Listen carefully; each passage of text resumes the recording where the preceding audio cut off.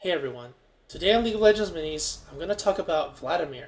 Vladimir is a fighter mage who deals damage at low ranges and relies on a sustain to stay healthy and continue to maintain damage in a fight.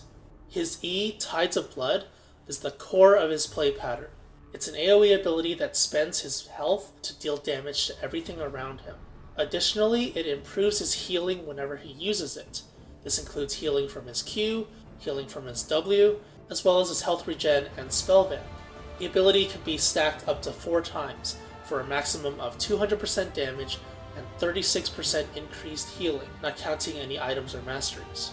However, the health cost is also increased by 200%, so this can be very dangerous. This means that he spends more health to be able to deal more damage and sustain longer as long as the 4 stacks are up. This goes hand in hand with how Vlad is played. It's kind of high risk, high reward playstyle. He's almost always in range of the enemy, so he's at risk of taking damage, and on top of that, he hurts himself by casting spells. But the more spells he casts, the more damage he deals, and the more he heals. In general, Tides of Blood must always be at 4 stacks when in combat, just because of how powerful the benefits are. Sustain and damage he gets from it is too valuable to pass up. However, you need to be careful how you use it. When you aren't fighting, it's not necessary to keep it up unless you're expecting to fight soon. Also, if you don't have any spell vamp in your items, it's very hard to make use of Tides of Blood because the cost is extremely high. The amount of healing that you do generally doesn't really make up for the amount of HP that you have to pay. And that brings me to Transfusion, his Q ability.